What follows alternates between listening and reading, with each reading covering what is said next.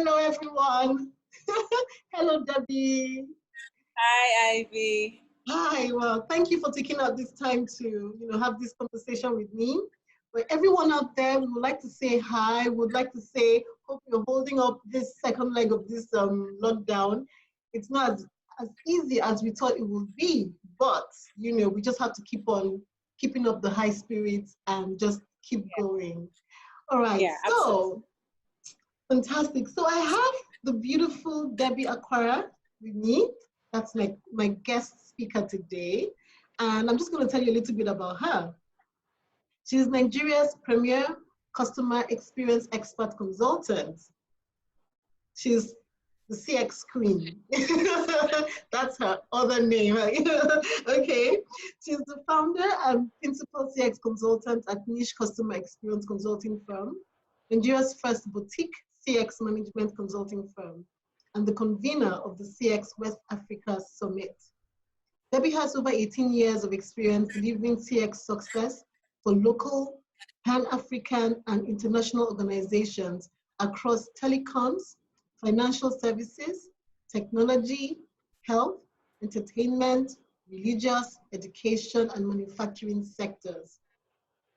Debbie is a globally sought-after CX conference speaker and CX author of Customer Pulse Check and 10 common CX mistakes SMEs make. Overall, Debbie is a CX entrepreneur, or should we say CXpreneur? That's the new name, yes, and is committed to creating,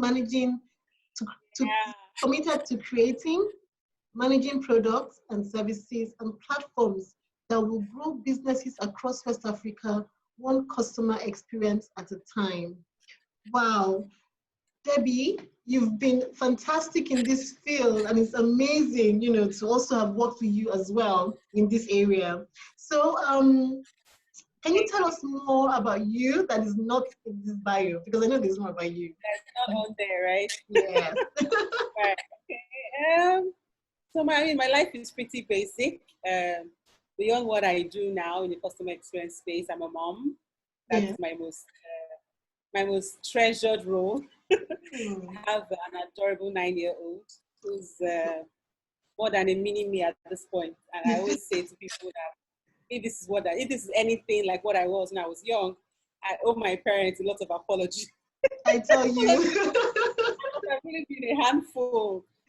So beyond the work I do in customer experience space, I like to also call myself a humanitarian. I think that's pretty much my core. Yeah. I'm very driven to help people, to empower people. And my approach to helping people really is about empowerment, because I believe that when you're armed with the right information, like the sky's the limit. So I also have an NGO actually called HELP, an acronym. So it's Help Educate, Elevate the Less Privileged. And I'm very passionate about that because the focus for the NGO pretty much is to drive sustainable socioeconomic development in low-income areas across Nigeria. Again, my passion is always Africa. Like, I'm so focused on that. So yeah, that's my life. I love food. I like to eat. That's why it's been so hard to lose weight. I love music. Yeah, that's my life. I come from a family of we're 9. I'm number 5. So yeah. You're the middle child. You're the middle child. No, I'm yeah. Amazing. There's always something, there's a friend of mine who talked about being a middle child. She did this because she's also a middle child. So tell me about being a middle child. How's that been? Because I'm the first, so I don't have any clue about how it is to be a middle child. How has that been? So my case is a bit, it's not an ideal middle child scenario. Okay. And I'll say that because, so I lost my mom at a very early age. I was 10. Well, yeah, I was 10 when my mom passed. And sorry about that. I didn't have a very close relationship with my father.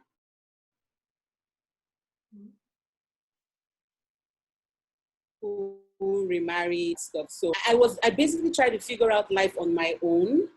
I wasn't quite close to family. So I was just basically alone and just trying to figure out life on my own and carve my own path. didn't have too many friends, but it was just clear what I wanted to do. Like I just needed to be better than what I am now. Like I recall my father at the time. So at some point, my dad wasn't for reasons best known to him, which I respect today, wasn't responsible for my tertiary education. But then I was right in the middle of two brothers who he was also paying their tuition. So it's not a perfect definition of a middle child, if you know what I mean, right? Yeah. And it was purely because, so I'm not good with math. I suck at math. And I had to write I had to write JAM a number of times to get into school. And now my father wanted me to study law. So at the time at Uniben, which was the school I wanted to go to, the minimum math score you needed to get in your WAEC was a credit, a C6. And I finally moved from an F9 to a P7. And I was feeling so good with myself. And they told me, you have to have a C. Like, no, after 2 years, please, what other courses are available? So I opted for theater arts at Delta State University. And my father was like, okay, so if you are old enough to take that kind of decision, I'm sure you are old enough to pay your tuition and sort yourself out. But I didn't want to have to go through that all over again. Like, okay. So it was just one day at a time going to school. I there were jobs I was doing, out of school weekends just to stay afloat. And then 4 years down the line. So it was not a perfect middle child scenario. Like life hasn't been, it's just been me trying to figure stuff out and owning my destiny, if you know what I mean. So I have no what it's like to, I don't know the same such thing as a middle child. I don't know what that means. In summary. Well, thank you for sharing that. You've been very, from what you've shared, you've been very resilient. It shows that you have grit, regardless of anything, yes. And even following you and what you do, you've just been very focused and very resilient, And so, I'm asking, how did you, intentionally become this? Is this something that yes, of course, you knew you had to find your way in life, but is it something that you actually intentionally said, okay, you know what, I'm going to be really focused, I'm going to be very resilient? How did you become like how you are now? Because it's not something that people get into very easily. It's very easy to lose focus along the way in life, regardless of the challenges that we've gone through. People allow challenges to actually dictate who they are. But I think you have also allowed it to dictate who you are, but in a positive way. So how did you maintain this mindset? Well, I've always been, for want of a better word, I've always been headstrong.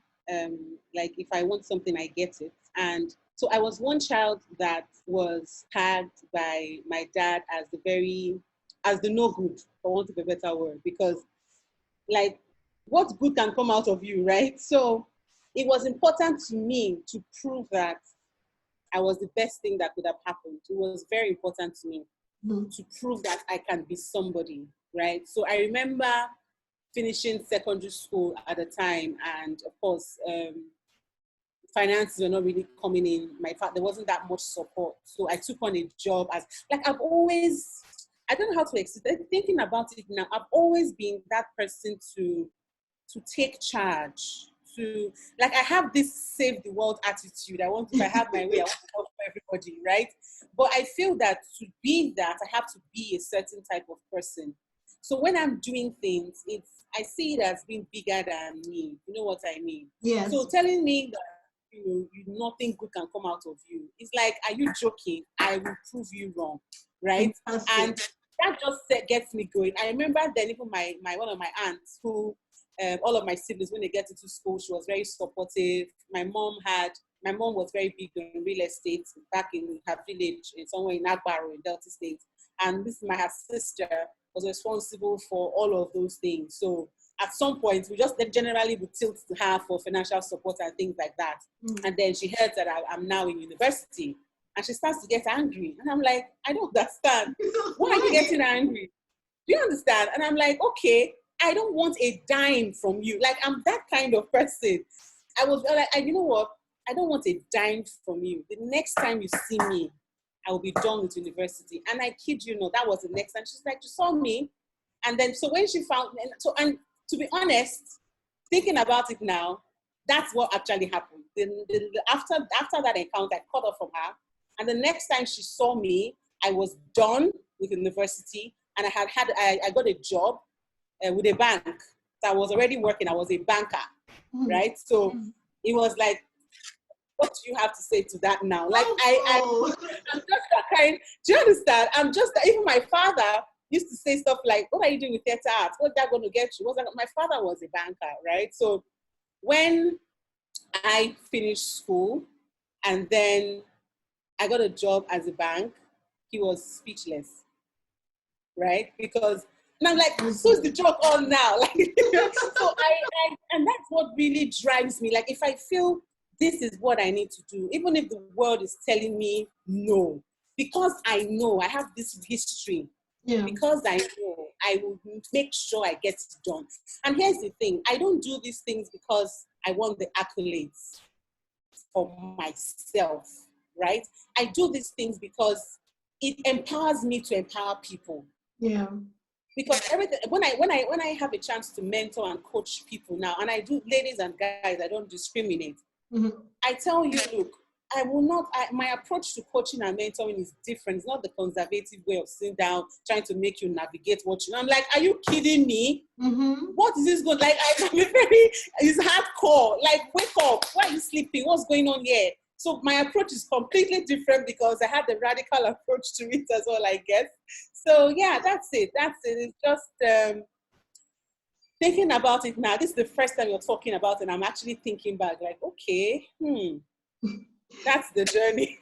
Yeah, that's amazing, because you know what I in my work, you know what I try to do, and of course, you know, also being a women empowerment, advocate as well. I always believe it's important for us to go back, because then we can actually see our strengths. We can see exactly, that's how we discover our little girl and who we really are. You touched on something that was very, that really hits me, and it's also something that affects a lot of women now, and that is the fact that women don't support women, right? So you went to your auntie, and instead of her supporting you, she, was actually antagonistic towards that. And I always wonder, why is it that women don't, some women, it's not general, because you have women who support. Why is it that the natural default of some women is not to support another woman to grow? And that's something that's affecting women even now, because that's the conversation you hear everywhere. Why do you think this happened? Why do you think your auntie didn't want to support you? What is that thing that causes that? So in my case, it wasn't really because I was female, right? I don't think it was because of that. I'm thinking about it now. I just feel like it was the thing around, oh, you two want to progress, right? Like, she wanted that control. I grew up in Warri, right? So between Warri and Akwara, it's like you want to, it's like you want your life now to be better type of thing, right? So that's how I saw with her. It wasn't about me being male or female. And I'm not the kind of person that, for what's a better word, I kiss ass. I will come and carry your bowl and like, do you understand? I'm an independent person. Yeah. So I don't think so. But in terms of women supporting women generally, I mean in the workplace, can I be really honest with you, Ivy? I don't pay attention to those things. That's the truth. I don't pay attention to it, and I try not to categorize it that way. So I know that as women, we have women that definitely will fall into that bucket, right? Yeah. But my point is that there are deeper issues. And I'll tell you this from my work experience. I have two bosses, one male, one female. Now, both of these bosses in my entire work history are my worst bosses ever. But they had something in common. And that was they would withhold information from me because they want to be the ones to shine. Right?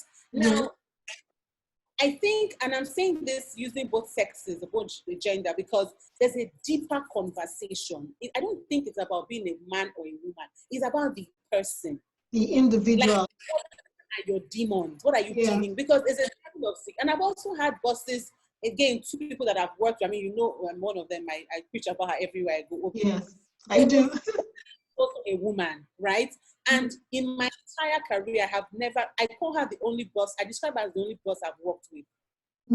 She empowered, she encouraged, did everything, right? So I've had two experiences with two. I think it's the person.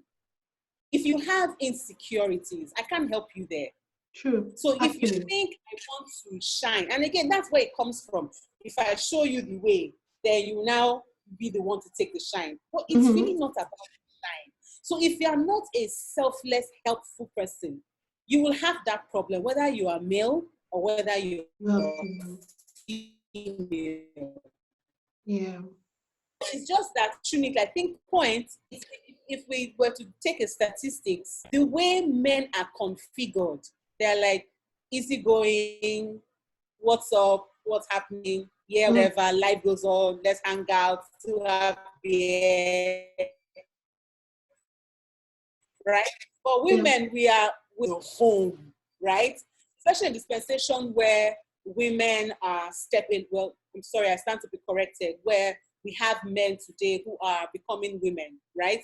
And women are stepping up to becoming men and taking responsibility in the interest of their homes and their children with education. You know, the roles are switching. So combined with, this is what I'm protecting, and combined with, I have to provide, you are highly likely to get that level of, I don't know if you call it defensiveness, I don't know another word, from a woman more than a man. You know what I mean? Yes, but I do. In general, from my work experience with both sexes, I think it cuts across both, and then it boils down to the person, the actual person, what they're dealing with. Because looking at it now, I have come to, and to your point, I am drawn to people that share and support. Because the truth is, I really don't have the time to watch what I say to you, how I say it, or like it's so emotionally draining too, because I want to be careful around you. Yeah. You know, I want to be careful that, oh, I shouldn't say this, or should carry my idea. And like, you know what? I shared it. And I guess that's where the God factor comes in. These things come to me from most times in the place of prayer and deep meditation. If I share it with you, you only know as far as I've shared with you. Yeah. So if you want to take it, that's fine. So that's on that really. Yeah, so that shows, that's actually where you find the distinction between a boss and a leader.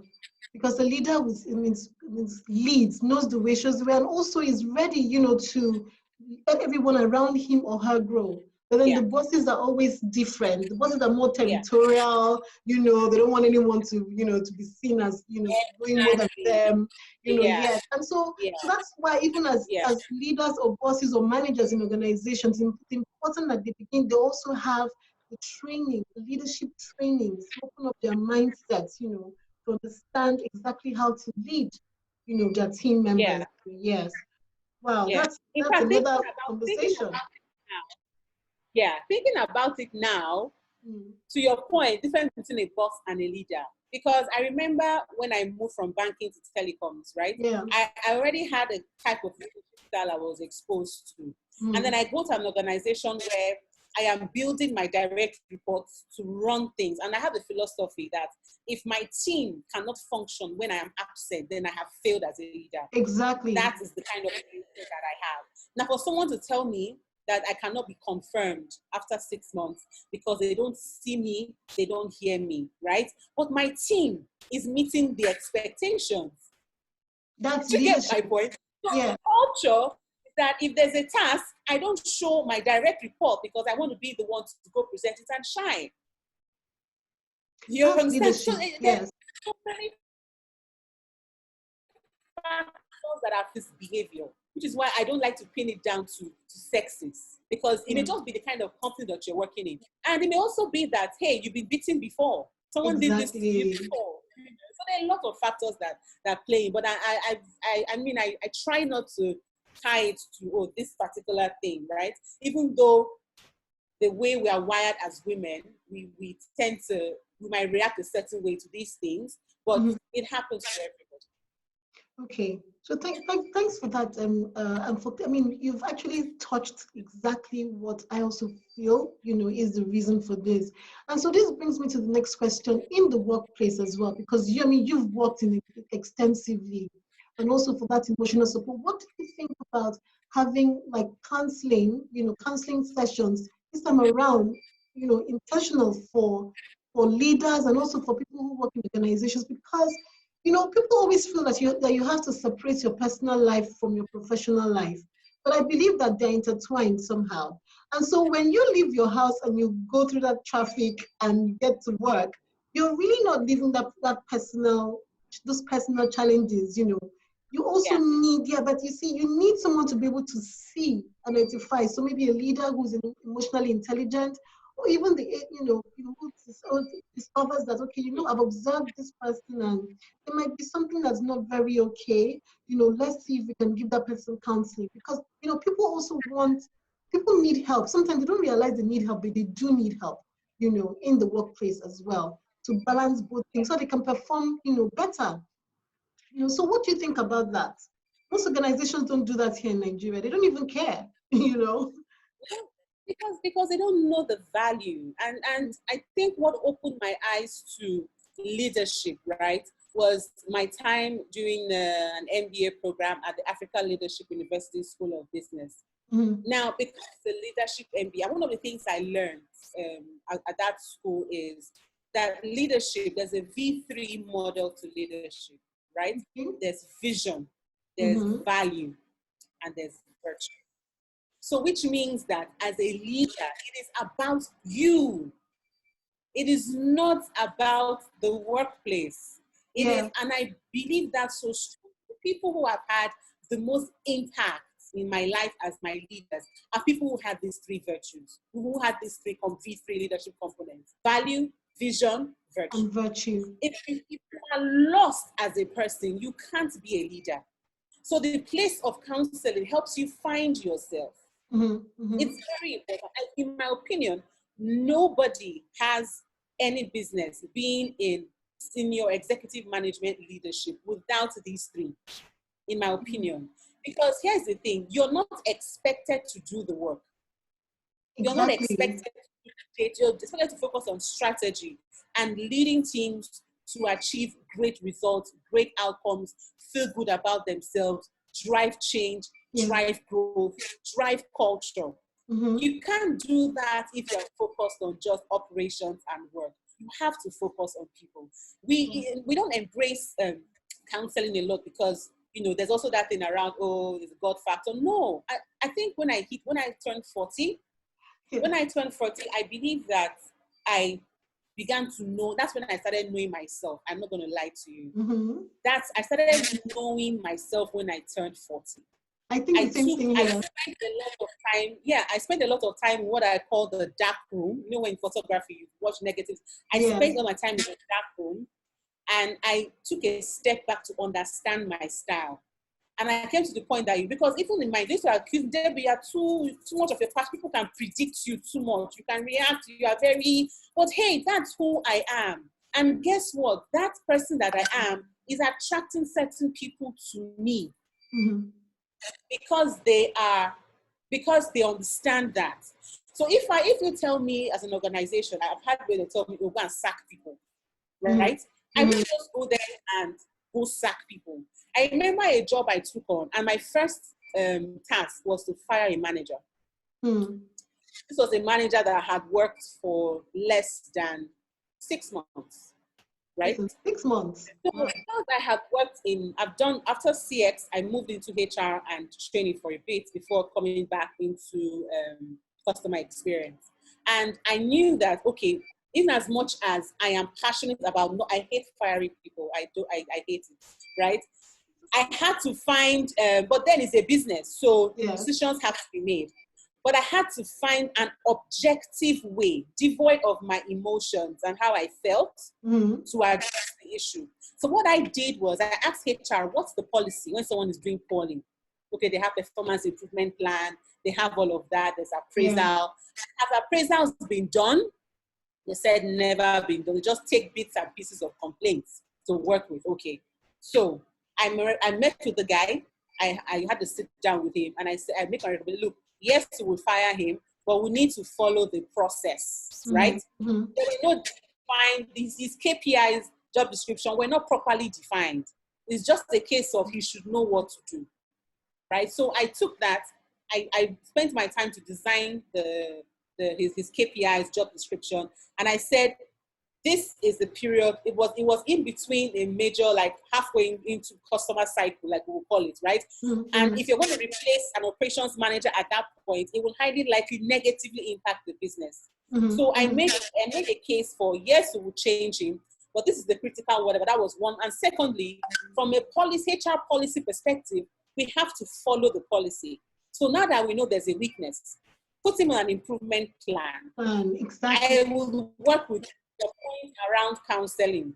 I would work with him. After then, I would make my recommendation. Because I was just new. Hey, you can't send me to do, you can't ask me to do something, And it was approved. And after 3 months, the guy picked up. Started doing really well. Yeah. Then on his own, he now resigned at some point and left.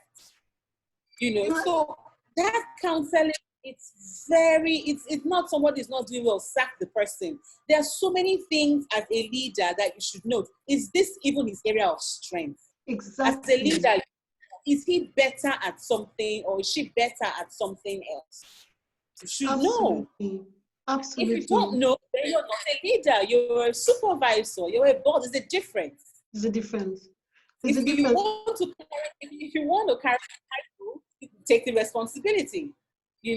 So that's my view. Counseling, I would absolutely 100% encourage it. Coaching in the workplace, I would absolutely, and it doesn't have to be the boss. If as a boss, you know somebody who is struggling in an area that you have no competency in, but people within the company, like, please, can you assist me? Just hang out with this guy or this thing, find out what's working. I want to get into it, like what's going on, right? Yes. Sometimes you actually should throw the work out the window. And just focus. And just focus on the person. I totally agree. I get calls from people that have worked with me till this day, just about, Debbie, we can't forget you. And it's not because I'm such an amazing person. It's because I've been exposed to different types of leadership, and I identified what I wanted in line with the kind of person that I am. Don't forget my background growing up, right? So all these things add up. They add up.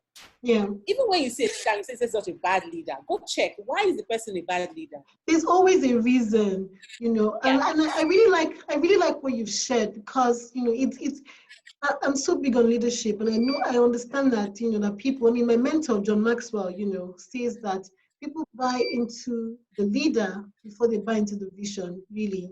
So if you're a leader and people cannot buy into you, there's no way they'll buy into your vision. There's no way. Yeah. So as a leader, we must be leader equipped. We must build ourselves up as leaders to be able to lead effectively and to lead empowered people, to lead people to the dream.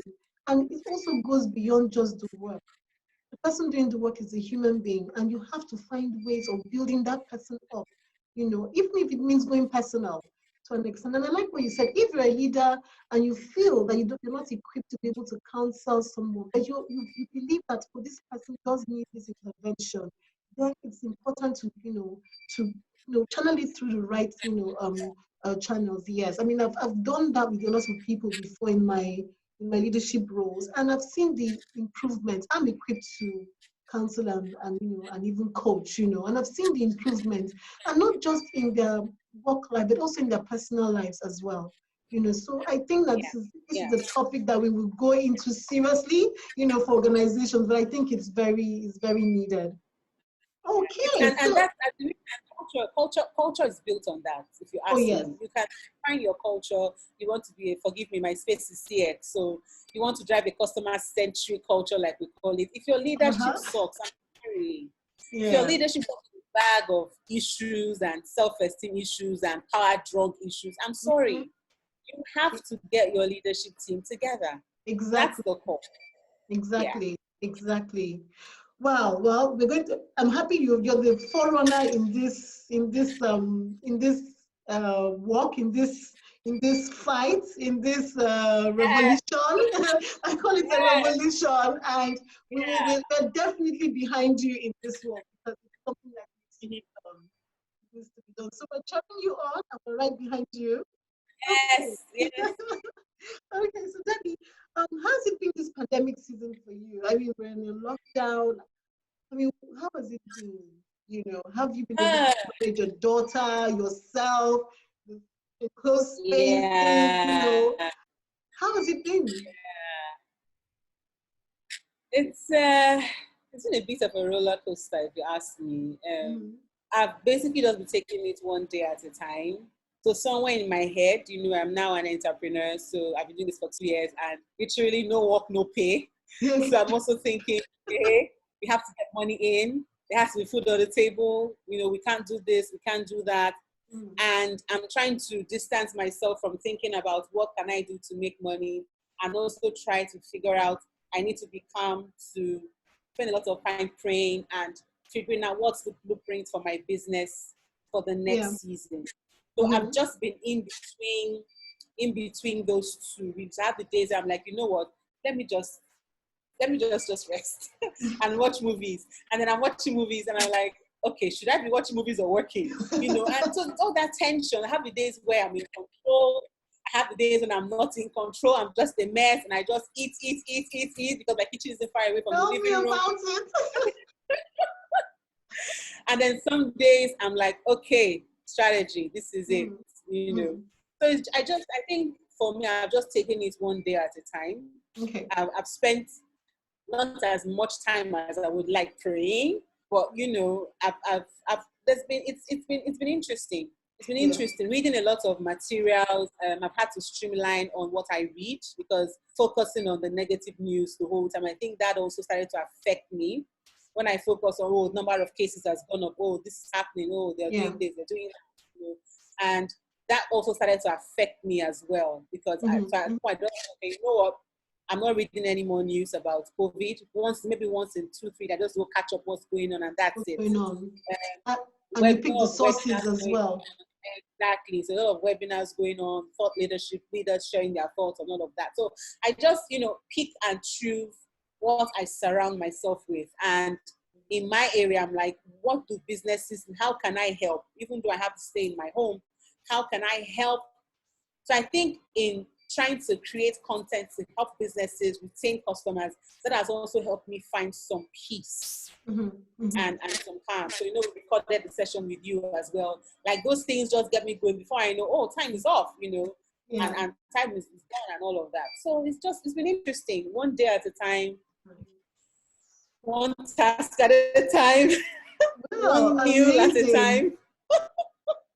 Well, I mean, that's the way to take it Yeah. one day at a time. And then when you look back at the end of the day, you're saying, okay, okay, I achieved this today. I achieved the recording, I achieved the training, I achieved reading. I also achieved watching TV, because sometimes, that relaxation is so key. Just getting away from it all. Yeah. Well, I mean, I like how you're saying take one day at a time and you're doing different things, which is very important. But one very important thing is you're being careful about where you're getting your source of information. Negativity has a way of just distorting your center, Yeah. and it's very Yeah. important to be careful Yeah. what you let in, be sure you let in what's Yeah. right. And I understand where you're coming from, the praying part as well. Sometimes I mean, you're like, okay, I'm just going to wake up every day. Okay, maybe I may not pray as much. I mean, sometimes you feel guilty, but Yeah. you just, Very guilty. Very yeah, guilty. yeah. Okay, so we've And almost then come you to just feel guilty and you try a line or two and like, exactly. You okay. just whisper a line or two and then move on. know, I mean, it's the, Yeah. I mean, there are also people who have even lost track of the days of the week. I mean, I know my sister is like, okay, what day is it? I mean, it's crazy, but we Yeah. would all we'll go through it, we'll all go through this and come out, Mm-hmm. on top. Absolutely. But Absolutely. Yeah. by God's grace. Okay, so we'll almost come to the end of the session, right? And Debbie, you've been listening to your journey that you've shared, which I say thank you again for sharing, because it's not so easy to share. I mean, you've had to go back in time and all, and you've come out as a really positive human being, right? You're imparting, the small businesses and businesses in terms of improving their customer service culture in their businesses. You're imparting women. You're helping. You have an NGO, you have a daughter as well, which I mean, so I mean, you can't do this and do this, successfully if you are not a positive person. So you have maintained a positive mindset Yeah, regardless of your setbacks. And that's one of the things yeah, that this show is all about. Inspirational women who have been through, and who are coming out on top and saying, you know what, yes, I've been through that, but it's not going to make me bitter. It's going to make me even more beautiful and better so that I can make the world a beautiful yeah. place, right? Yeah, and this is one of the things that Yeah. we're about. And so I wanted to ask you to share what are the 5 things you would like to share to women, to maintain that positive mindset, because everybody has a story, everybody has a past, everybody has a present, which is still might even really still be crazy and tough. What are the 5 things you would tell them, to maintain a positive mind state? I think the first thing is to maintain a positive mindset is you have to be positive, right? That's the first thing. And to be positive, you have to have something tangible that you are proud of, right? Mm-hmm. And I think that's one thing that has really kept me going. So, what is that one thing about you that you are proud of? And then, 2 things. How can you share that with the Mm-hmm. world? The second thing is, which is very key, is that how can you share that for a remuneration, because in the end, Okay. for a fee, because in the end, you're whether you're an entrepreneur like myself or you work in an organization, you're Mm-hmm. adding to add value. Either you're Yeah. helping people on the side, or this is what you get paid to do, right? Yeah. So, and another thing about people, you have to do something. You can't want to be positive and not do anything. Yeah. I don't know how that works. I really don't know how that works. If you want to have a positive mindset, what are you positive about? Is it what you do? Is it what you Mm-hmm. have to offer? Is it the Mm-hmm. value you bring to the table? You get my meaning. So you Yeah. have to be positive. To stay positive, number one, you have to just be positive. Positive even about yourself. Oh, I Yeah. am Debbie. You are an advocate for this. I'm amazed. I can do anything I set my mind to do. I am just the best thing since sliced bread. Oh Be yeah. positive about first, right? And then what else? Be positive about what you can do. So that is what value you bring to the table. Mm-hmm. I always say this. And I have friends who probably talk about, oh, maybe dating guys. And I'm like, what value do you bring to the table? You can't just sit pretty morning. It's good to look. It's great to look pretty, but you have to make sense. So what Yes. content are you bringing? And I'm not talking about there's something that I used to say when I used to go for interviews back in the day. Mm-hmm. I'm not the kind of person that has no a bit about politics, football, economics, finance. Like, it's not my thing, right?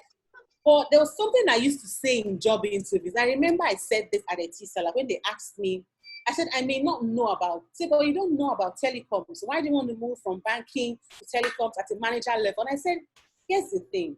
I may not be an intelligent person. I can't tell you that I know anything about telecom, but I'm smart. Yeah. When I say I'm smart, I mean I'm smart. If I need this to get it done, oh, trust me, I will die there till I Mm-hmm. get it and the Mm-hmm. job is done. And there were people on my panel were just smiling.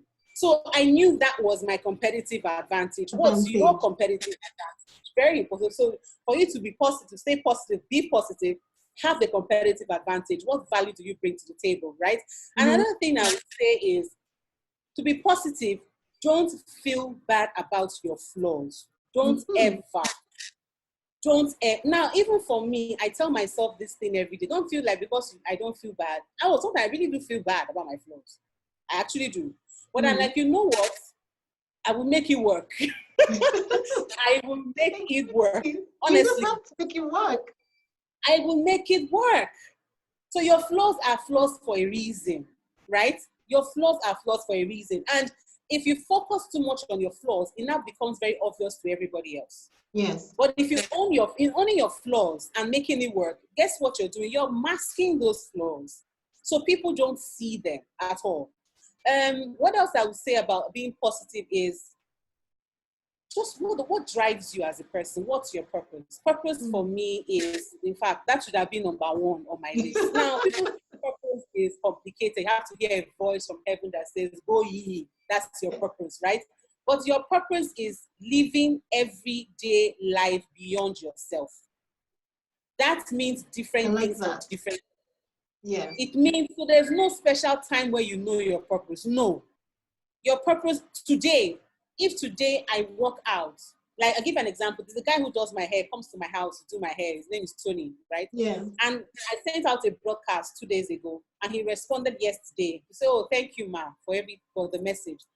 And I remember he just has a one salon, which is one room near my house here. So it's shut down. That's his daily bread. I know that's his daily bread. Nobody's doing hair. I said, Tony, how are you managing? And he says, auntie, and he's a bruises, auntie, man, if your boy is hungry, and everything. And I'm like, I just sent him money. It wasn't a lot of money. I just sent him, I mean, I also have to manage what I have, but I sent him, how bad can my case be compared to his, right? So I sent him some money. And then this morning, he sent me a message again to say, Auntie, thank you so much for yesterday. That for me is my purpose at that time. That's where I'm going. It doesn't have to be anything. No. But guess what? If tomorrow I have the capacity to help 5,000 people, I will now probably tell you, oh, that's my purpose. No, I have started giving because God has put a lot of compassion in me. And I use that compassion to relate, connect people, and help people. If I can't help you, I will find somebody that can and help you within my capacity. Yeah. That is purpose. Yes. If I drive, do you get my meaning? So purpose is what is your heart for you to do right now? Do it and move on. It's not complicated, honestly. I think we just complicate things, right? I mean, think about your journey. Yeah, think about your journey, Ivy, and what you're doing now. Think back at how you had probably the lady who looks after your child or somebody. You've been doing this thing. Didn't just happen today. You didn't just come up with this idea today. You've been doing it. So now it's going to look like, oh, her purpose is, it's always been there. Right? So, be positive, add value. What value do you bring to your table? And then, don't own your flaws, right? Own your flaws. Your purpose is very important. Focus on that big picture. Focus on that big. And my fourth thing is just relax. Life is not that hard. Life is hard enough. Just relax. Just rest. Oh my God. Exactly. Life is hard enough. Yes, like we say, you can't come and go and die. Just rest. Myself. Oh my God. Just because we just put so much pressure on ourselves, and it's understandable. The times, especially the times we're in, guess what? There will be lights at the end of the tunnel. The sun will shine. It will soon be morning. Definitely. And whatever comes, it's fine. We will all have capacity to handle. That's what I would say about being positive. And it's not something that you just hear once. Something that even I tell myself. We're talking about earlier. Some days we're down, right? We're talking about this before we started. Exactly. So it happens to the best of us. But hey, happens to the best of us. Honestly, it happens to the best of us. Even me, that's always smiling. It happens to the best of us. Yes. Oh my God. Debbie's been amazing. I mean, you've shared some really amazing tips here. I mean, I love the fact that you said, just embrace your flaws. That's one thing a lot of women don't do. For example, I never used to like my forehead, and then someone just said to me one day, look, man, you're never going to be able to change this forehead. So you have to start loving it. Start loving it, right? And I saw it as my flaw on my face. But now I can push my hair to the back, pack my hair, and I'm like, you're beautiful. But before, I wouldn't feel this way. And that's one of the ways to also maintain, your positive. Just embrace your flaws, love you for who you are. Pursue purpose and be positive. Know your value, know what you bring to the table, and that's really amazing. And have content. Having content is very important. Having content. You mentioned that, yes. And see how you can also translate your value into money, because that's another thing that's so important, because whatever is inside you is what you can bring out, and you can make some money out of it, really. I mean, oh my word. Debbie's been amazing having you on the show. I mean, I wish we could go on and on and on. I mean, there's so much, But you know, all good things have to come to an end. You know, that's what they Yes, always I say. know To that. start Yes, again another day. yes, Okay. I know that. Yeah. So Thank you so much. thank you, Debbie. So ladies and gentlemen, because I mean I have men also listening to my show. So ladies and gentlemen, you've Hi. heard you've heard Debbie, and she's shared some amazing tips. You know, one of the things I always say is that, you know, get a pen and paper. There's some real serious nuggets that a League of Inspirational Women, you know, share. And sometimes you can actually take it back and, you know, apply it to your life. During this COVID-19, like she said, it's so important for us to show compassion to people out there who are less, you know, less privileged than we are. You know, yesterday, 2 days ago, I actually went out, you know, to buy some stuff, and I didn't want to go alone because of all the craziness out there, right? You know, so I took one of my security guards with us, and with me to go buy stuff. And you know, I love to engage people, so I was engaging him. So how are you managing? What do you eat? This. And he says, oh, madam, it's hard, oh, it's so hard. Yeah, Indomie that used to be 170 is now yeah, 200 or 250. It's gone up, you know. And so what I did yeah. was that I bought for, so as I was buying for myself, I bought for them, and I also gave them some money. And they were Mm-hmm. so grateful. When I got back, you know, there's another security at the gate. I gave him, you know, just like 1,000, because that's what I mean, had bought everything. So I just gave him Yeah, 1,000 the naira. little thing. And Yeah, yeah, and the guy was beside himself, you know. And I said, okay, you know what? I told Jerry, who's our you know, security guy, I said, you know what? Share this with him as well. Does he cook there? He said, yes. Okay, share some of this yeah, indomie with him, you know, so that he would also have, you know. And you know, you could see the joy, because they're also hungry. So yeah, you know, there's this saying that says that the goes that charity starts at home. It starts at home, doesn't necessarily mean in your house. It starts with the yeah, people that are around you. You know, so let's yeah, show some love out there this season to even the, you know, next person outside. Just can't, I mean, we can't do it for everyone, you know, but let's yeah, show some love and let's be positive, and let's also yeah. love ourselves. Love yourself. If you Yes, love somebody, love yes. yourself. Love yourself. Oh, wow. So thank you, Debbie. Thanks, Thank you Ivy. so much. And Thank thanks, you. everyone. Stay safe and God bless. Okay. God Bye. bless. Bye.